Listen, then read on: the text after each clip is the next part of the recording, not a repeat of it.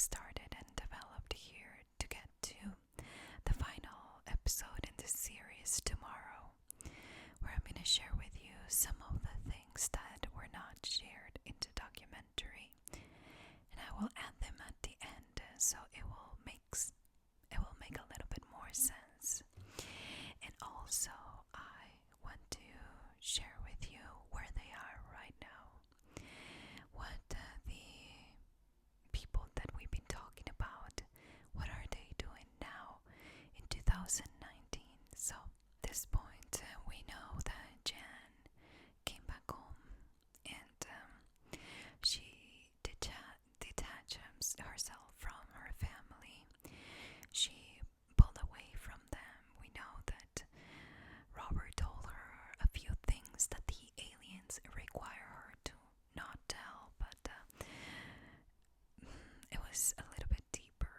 She knew deep in her heart that she had a mission that she had to do, and at this point she wasn't really thinking otherwise. She knew that her mission was one, and she was really wanting to see Robert and get together with him to have this child that would save some kind of planet that the aliens told her that she was from and that her dad was from. Now that is a little bit more complicated than just a couple of sentences that I added here, so if you haven't watched yesterday's episode, it would make a little bit more sense how she came to realize all this, or how she was brainwashed to believe that that was the truth. So the FBI asked the Brobergs to stay away from the Birchtolls, or Robert's family. Now you're probably wondering why the FBI would advise that to them. Well, the thing is that once Robert came back, he really did pull a couple more tricks and convince them that that wasn't an abduction. Deep in their heart, the parents knew, and I'll explain this in tomorrow's episode. I'll tell you how he managed to convince them that he wasn't the bad guy, and he continued to go to church. He continued to he moved on with his life, and I find it really interesting that the FBI had to tell the Jen's parents that they couldn't keep a relationship or a friendship with Robert, the guy that abducted Jen in the first place. The following Christmas Eve, Gail, which is Robert's wife, she shows up at the Broberg's house, Jan and her parents, and she goes and she asks to speak in private with Bob. She said that she has something to tell him and something to show him, and Marianne, Bob's wife, said go ahead. They went and talked in this room, and Marianne wasn't in there. When they came out, she was notified that basically Gail told Bob about her relationship with Robert. So for those of you who it's hard to follow, Bob is Jan's dad and Marianne's husband, and Robert is the abductor and Gail's husband, okay? So, anyways, and Gail brings with her an affidavit that says quite a few things that I have written down here, and I'll read them to you. But basically, the idea is that they were going to say, or they were going to sign a paper saying that Robert did not kidnap Jan, and that they wanted the charges to be dropped. If they didn't sign that affidavit, it meant that they were going to release the information that Bob had a sexual encounter with Robert, and that Marianne was having some kind of a relationship with Robert too. So husband and wife were both cheating on each other with the same person, which, by the way, for some people it's like, what's a big deal? For them it was a big deal because, as I mentioned before, they were part of the Mormon church or the LDS faith. So for them it really is important to make sure that you keep a good image, and you are portraying your beliefs and your faith. And I think that overall, any human being that is going through something like this, when you realize that your husband was cheating on you with the same guy that you were cheating on your husband, I think that overall that it's a little bit maybe something that not everyone would want to share. So it made sense that they ended up signing the affidavit, okay? Now I'm going to tell you a few things that it said in the affidavit. It said Jan wasn't taken by force or against her will, nor she was held or confined against her will at any time while in the company of the defendant. It also said, I feel that the interest of justice and society would not be served by continuing to prosecute this matter. So they both signed it. I'm gonna skip ahead to the end, but I think it was about 4 days later they basically signed it, and then they thought it through and realized that it was a mistake. However, I'll explain that in tomorrow's episode. Now, at this point, the FBI was frustrated. It was something that, the FBI guy that worked this case at the time, he was in the documentary, and he said, I spent many nights and many days away from my family to work on this case, and now all of a sudden they decide that once we have the guy, that it wasn't a kidnapping.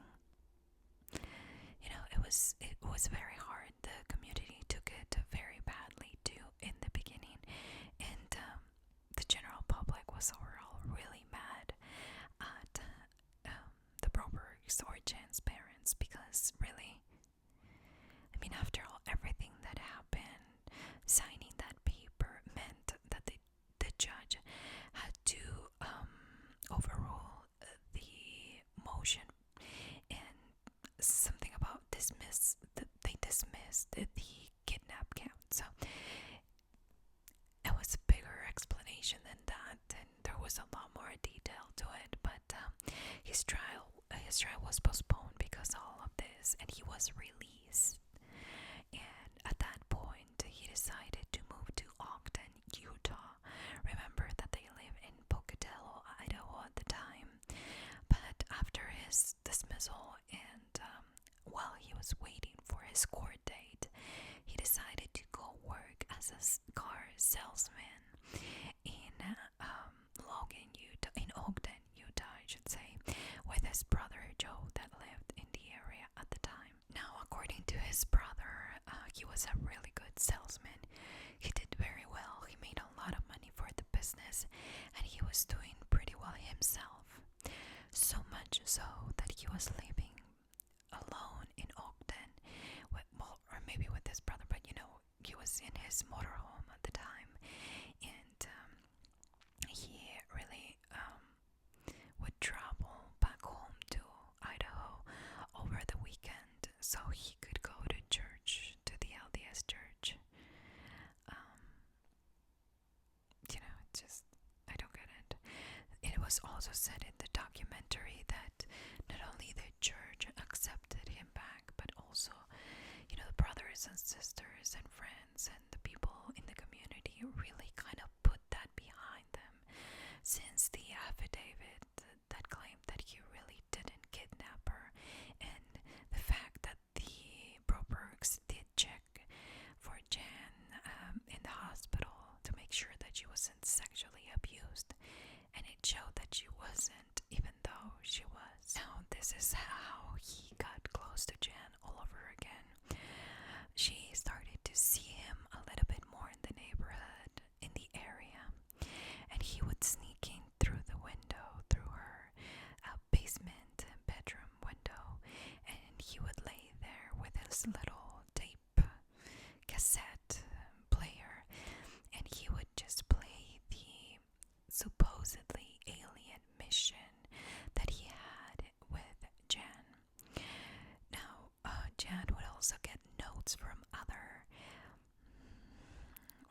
friends at school or other kids that would say, go to this payphone at this specific time, and it would actually be Robert that asked her to go there. So I don't know how Robert would get to these kids at school to help them deliver this. That wasn't explained, but that was one of the other ways that they would see each other, at least during the time that he would travel back home to Idaho while he was still working during the week in Ogden. Now, there were a series of letters at this point that Robert would send Jan, and Jan would reply back. According to Jan, now in the documentary, she really did feel like she loved him. He was the only guy that she was thinking about, and it was not only part of the mission, but she was starting to fall in love with this guy. Again, they were writing letters back and forth. She was committed to the mission. She was committed to him. She loved him. So she decided to talk to her mom and ask her if she could marry Robert. And she said that she loved him and that she wanted to have kids with him. So, of course, the mom just couldn't believe it. But she really didn't say much about that, but mentioned how many times Jan would request this, and how she could tell that Jan was really into Robert in some weird and very disturbing way. In the spring of 1975, Marianne, which is Jan's mom, the one that Jan'd been asking to marry Robert, Marianne was still having a relationship with Robert. And while they were talking over the phone, in one instance, Marianne asks him, why did you marry Jan? Can you please tell me why you did? And I'll explain to you in tomorrow's video why he told her that he married Jan. But let me be a little bit more clear in this. He says, well, if you really want to know why I married Jan, come over and I'll explain that to you. She goes and he tells her that he loves her, that he wants her to leave her husband Bob and move in with him, that he wasn't in love with his wife and that he didn't want to continue a relationship with his wife. But at that point, Marianne was really falling for everything that he was saying, so she ended up having sex with him that day. She said in the interview that she immediately regretted it, and she knew that was one of the worst things that she had done. However, 4 days later, Robert called Bob over the phone and explained everything that they did that day that they met. So, again, this is the part of the plan that is working out very well for Robert in trying to separate Marianne from her husband, Bob. You see, he thought that by keeping them separated, or if he was able to separate Marianne from Bob, he was going to be the father figure for Jan. He was going to have free access to her, that maybe they could all live together, and something in his very twisted and incoherent thoughts made him believe that that was going to be the better idea. He was using Marianne in order to get to Jan, no matter how much he destroyed the relationship between Jan and Bob. And we're not even talking about the damage that he did to Jan at the time, and even the sisters. It was a horrible thing that everyone was going through. But little by little, Marianne was falling into every single trap that he was putting up, and everything was falling into place, and now he was being closer to the idea of getting free access to Jen 24/7. Now, during the time that Marianne and Robert were seeing each other, he had multiple occasions to get closer to Jen, and according to the documentary, they had 2 full nights that they spent completely alone, Jen and Robert, because of this relationship that he was having with Marianne.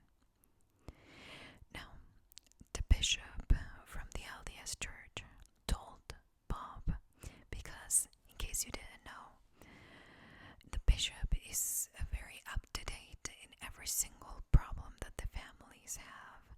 They go, they confide in him, they tell him if there's something that he can do, or advice, or money wise, or anything if the church can help, then they do. In this case, the bishop told Bob, you know what, it is time for you to do something about this. She was endangering the girls, Marianne was, by having this relationship with Robert, and basically threw out the idea of getting a divorce because Marianne was going down the wrong path.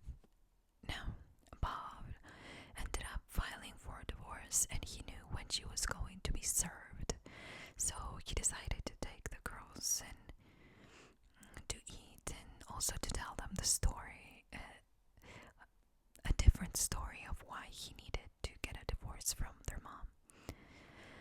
The girls were devastated. I mean, this was going to be the end of the happy family that they thought they had at the time. At that point, Robert was really, really mad at Bob for, giving the divorce papers. So he called Bob and said, hey, you're gonna lose your wife now, but you're also going to lose your daughters, and then hung up.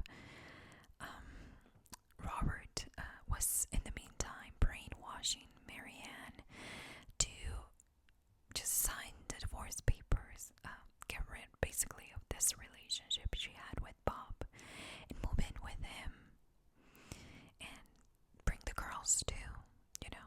That was his goal. He wanted Jan to go and live with him. He also told Marianne that if she wanted to, get a lawyer and do something about it, in order to get the girls for herself and not, Bob keeping them. He said that he had proof that he had a sexual encounter and that he was homosexual because of the relationship that he had with Bob himself. I mean, Robert and Bob, the little one-time thing, that's what Bob said. It was a one-time thing, but he had that as evidence and to use it in court to try to get the girls. Now, Marianne, instead, what she wanted to do was fight for her marriage. So she didn't tell anything to Robert, and ended up going to an attorney and explained that she didn't want to get a divorce. She didn't want to lose her family. So the attorney told her that she needed to cut the cancer out. That was, in this case, Robert. So she went home and she talked to her husband, Bob, and said, I am going to cut this relationship. I want to work this out. I don't want to get a divorce. And that's when they made up and they decided to stay together. Completely the opposite of what Robert wanted, to separate them and to actually try to get more access, unlimited access to Jen. On June of 1976, so 20 months after the kidnapping, Robert agreed to a plea deal. Okay, this was he pled guilty to a felony charge of kidnapping. The sentence was 5 years, and the judge reduced it to 45 days. But it wasn't going to start immediately. He needed to report back in 3 months. So in the meantime, he decided to move out of Pocatello and bought a family fan center in Jackson Hole, Wyoming. A family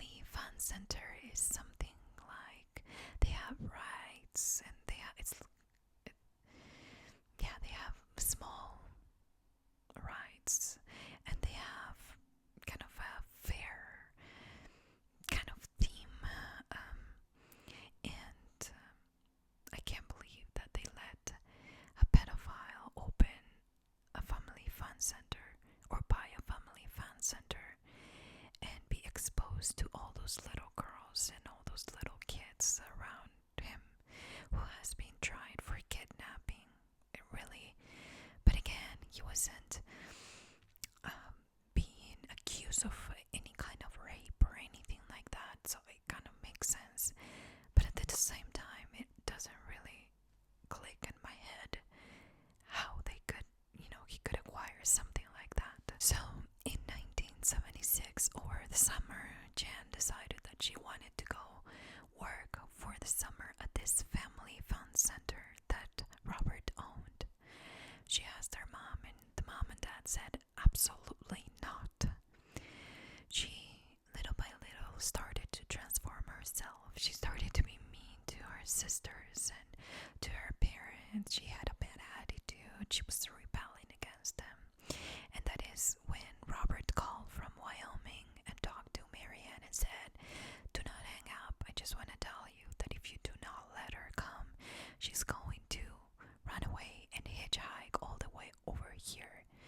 So I just wanted to let you know that." So Marianne, without telling her husband Bob, decides to buy a plane ticket and takes Jan to the airport so she can go and work for Robert over the summer. Now at that point, she was staying every night in his motorhome, okay, while she was working there with Robert. He told her that he was going to get a divorce from Gail and that he was going to be a free man and that they would be able to get married soon. The mission continued. She needed to get pregnant, so it continued while she was there. But the visit only lasted 2 weeks because of Marianne pushing Robert's brother Joe and Robert himself to send her back because 2 weeks was more than enough. So Robert ended up putting her in a plane and sent her back home.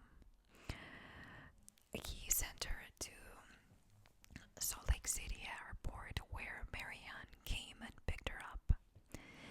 However, she came back as a beast, according to her mom. She was even more rebellious. Instead of making things easier, it made them harder. Even after the fact that she did let her go and work with Robert at least for a couple of weeks. So on August 10th, 1976, only a few weeks later, and after she came back, there was one night where Marianne was watching TV in the living room and she saw Jan getting up and kind of walking in on her, and she said, "Jan, come here, sit with me and let's talk." And Jan, still with that bad attitude, she just decided to go back to her bed. The next morning she was gone.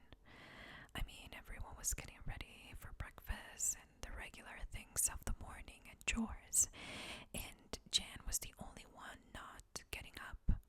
So when they went to check on her, they found a letter and Jan was gone. And I'm gonna refer to my notes to tell you what it said, but just said, Dear Bob and Marianne, you don't let me do what's right, so I will do what's wrong.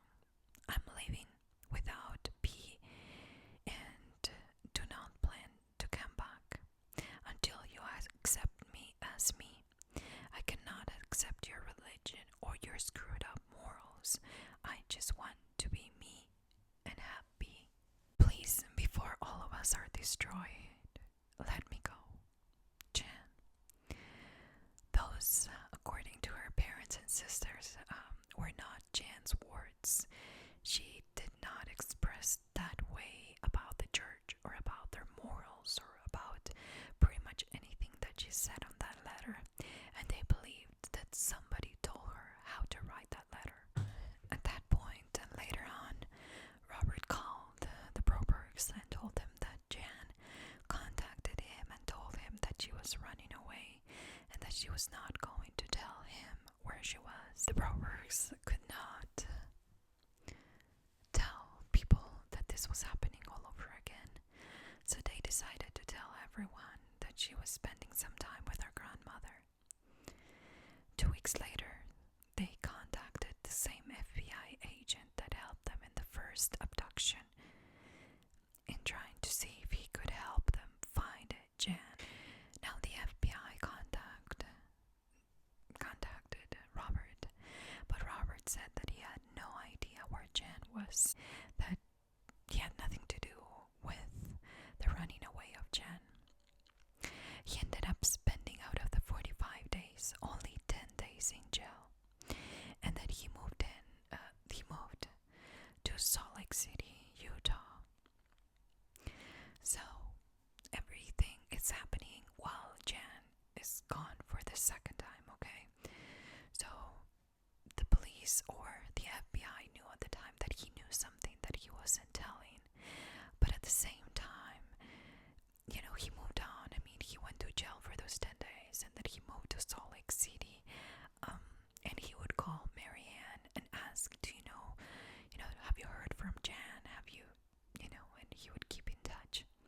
Now the FBI told Marianne, keep answering those calls, because those calls are really going to help us trace him and try to see if he's hiding something somewhere that we're not checking. Now in one of those calls, he said that Jan called him and that he asked her, how are you surviving? And she said that she was doing some things that she wishes that she didn't have to do. He kind of throws out there that maybe she was in prostitution or was selling drugs, because he said that she didn't say exactly what she was doing, but he was throwing these ideas out there just to help the mother think that, she was living in the streets and she was surviving the best that she could. Now this continued for months. The calls and Jan being whatever she was, that, it was happening over a period of months. And in one of the calls, Robert said to Marianne, if you're doing this, I mean, if this is a job, if you're trying to get me caught with the police or the FBI, I will kill you. In some other calls, he would say, I talked to Jan and she said that she still wants to marry me and I still want to marry her. And I don't know, a lot of nonsense. I think he was trying to confide on Marianne and at the same time kind of cover his butt. November of 1976, 90 days later, or after the second disappearance of Jan, the FBI decides to go and talk to Robert, okay? They had 24/7 surveillance in his motorhome, and they were keeping an eye on him before they decided to go talk to him. So, since they couldn't see anything in that surveillance, they decided to go and talk to him. So one day, an officer went and knocked on his door. He opened, and he led him inside the motorhome when he had posters of the face and basically pictures of Jan all over the motorhome. The officer kind of describes as an altar that he had over there for Jan. Pretty creepy. They knew that he knew something. They knew that he knew where she was, but they also knew that he was a smart guy and he was probably going to find the way of seeing her without being noticed. He didn't want to get caught a second time. Now that's where we're gonna end today's episode 4, and I'll come back tomorrow and I'll share with you part 5. This is the part where Jan calls the family. Then they find Jan. I'll tell you where they found her, and basically the end of the story. So I hope that you join me. If you're watching this in the future, I'll have a playlist on the top of the screen where you can listen to the story from start to finish.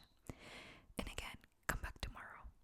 I'll tell you what you didn't see in the documentary, where everyone is at today in 2019, what they're doing, and how they moved forward from this horrible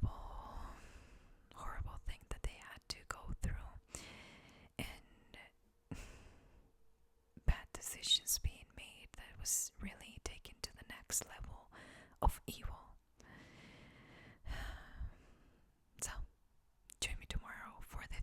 stories as well, and different things that I like to explore when I share this longer series.